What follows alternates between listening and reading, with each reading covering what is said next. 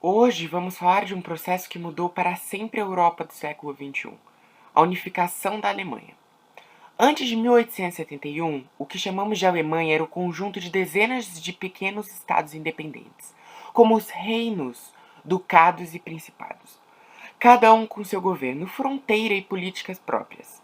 Dois movimentos importantes impulsionaram a ideia de unir esses territórios: o nacionalismo e o liberalismo.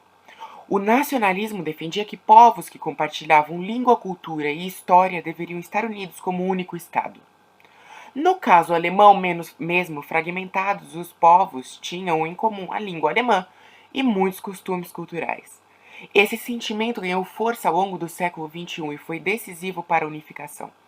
Já o liberalismo buscava mudanças políticas, queria o fim do absolutismo e a criação de governos constitucionais e o aumento da participação popular nas decisões do Estado.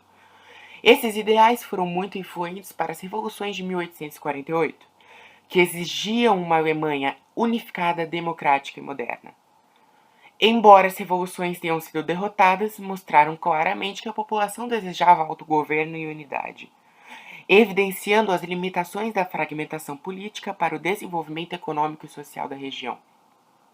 Além disso, a fragmentação dificultava o comércio e a defesa militar, tornando a unificação também uma necessidade econômica e estratégia. Portanto, nacionalismo e liberalismo foram as bases que criaram o desejo e a justificativa para a formação do Estado alemão unificado. A Europa enfrentava grande desafio: reorganizar-se para evitar novos conflitos e restaurar a estabilidade no continente. Para isso, em 1815, as principais potências europeias se reuniram no Congresso de Viena, onde redesenharam o mapa político da Europa, na região que hoje corresponde à Alemanha. Foi criada a Confederação Germânica, uma associação frouxa, composta por 39 estados, desde pequenos ducados até reinos poderosos, como a Prússia e a Áustria. Essa consideração foi liderada formalmente pela Áustria, uma potência tradicional da região. No entanto, essa confederação germânica tinha pouca coesão política.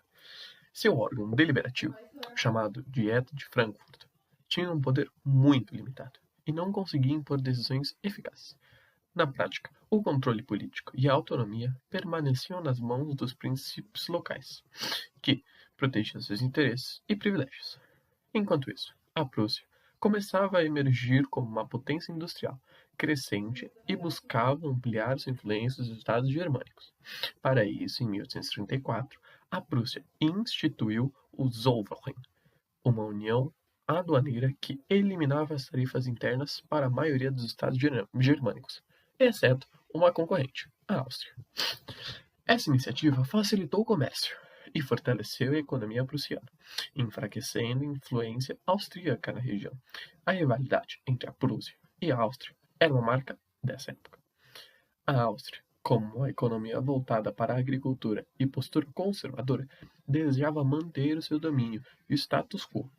Já a Prússia, com sua indústria em crescimento constante e ideias mais modernas, via a unificação da Alemanha como uma oportunidade de se tornar uma potência dominante. Com a ascensão do trono da Prússia do rei Guilherme I e a nomeação do chanceler Otto von Bismarck em 1862, essa disputa pela liderança da Alemanha ganhou força e se tornou decisiva. Bismarck, um político pragmático, ambicioso e estrategista, acreditava que a unificação não se daria por meio de discursos ou compromissos, mas sim por ferro e sangue, ou seja, pela força militar e pela determinação política. Então, o Bismarck ele traçou um plano estratégico para ele conseguir unificar a Alemanha. Esse plano envolvia 3 guerras que também foram cuidadosamente planejadas. O objetivo dele era enfraquecer os adversários da Prússia e fortalecer a sua posição de liderança entre os estados germânicos.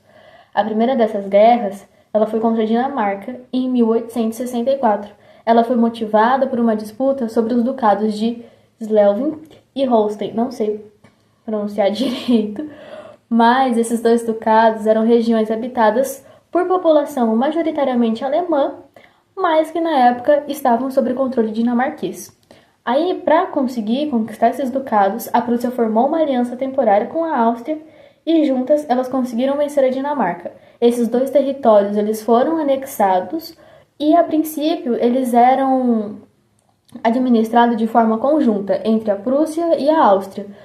Só que, ao longo do tempo, acabou gerando alguns desentendimentos, e esses desentendimentos viraram tensões, e essas tensões viraram uma guerra, a Guerra Áustrio-Prussiana, que aconteceu em 1866.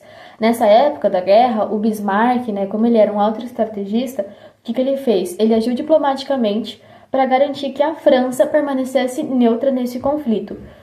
E ele fez uma aliança com a Itália, que na época também buscava sua própria unificação, porque viu nesse conflito uma oportunidade de expandir os seus territórios.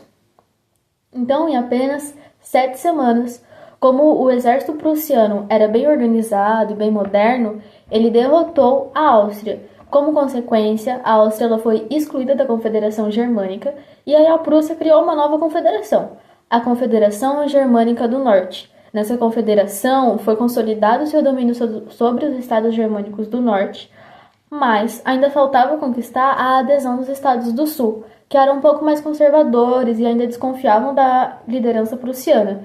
E aí, para unificá-los, Bismarck sabia que ele ia precisar de um inimigo externo que pudesse unir todos os alemães em torno de uma única causa em comum. E aí, esse inimigo que o Bismarck tanto procurava surgiu em 1870, quando o príncipe Leopoldo foi indicado para o trono da Alemanha perante ao rei prussiano Guilherme I. Nessa época, a França ela era comandada por Napoleão III, que temia ser cercado pela dinastia prussiana, que acabou ali aumentando as tensões na região. Napoleão III exigiu a retirada da candidatura de Leopoldo, que foi aceita por Guilherme I. Porém, Bismarck manipulou um telegrama enviado à França, editando-o de forma provocativa para aumentar ainda mais as tensões. O resultado não poderia ser outro. Napoleão III declarou guerra à Prússia, dando início à Guerra Franco-Prussiana, o último conflito que faltava para consolidar a unificação da Alemanha. A guerra foi rápida e decisiva. A França, com o seu exército menos preparado, sofreu derrotas consecutivas. Paris foi cercada e humilhada. A França cedeu a Alsácia e Lorena, pagou pesada indenização e aceitou a marcha triunfal prussiana por sua capital. O ponto culminante foi a coroação de Guilherme I como imperador da Alemanha, em janeiro de 1871, no Palácio de Versalhes, símbolo do absolutismo francês. Assim, nasceu o Segundo Reich, o Império Alemão, unificando os estados germânicos sob a liderança prussiana e transformando a Alemanha em uma potência europeia. Então, a gente percebe que a unificação, ela formou mais que o novo país. Ela mudou o equilíbrio de poder em toda a Europa. O projeto de Bismarck, que combinou diplomacia, guerra e nacionalismo, criou uma potência industrial, militar e imperialista. E essa potência, ela trouxe junto com ela, rivalidades, principalmente com a França, que cultivou um sentimento de revanchismo pela derrota e pela perda de território. Essas tensões, elas foram fatores que levaram futuramente à Primeira Guerra Mundial, que foi um dos eventos mais devastadores da história. A gente percebe que estudar essa unificação é entender como o nacionalismo e a política se entrelaçam e moldam o destino para o progresso e para o conflito. Com essa reflexão, nós encerramos a nossa aula sobre a unificação da Alemanha, que foi um marco que influenciou profundamente a Europa e o mundo moderno.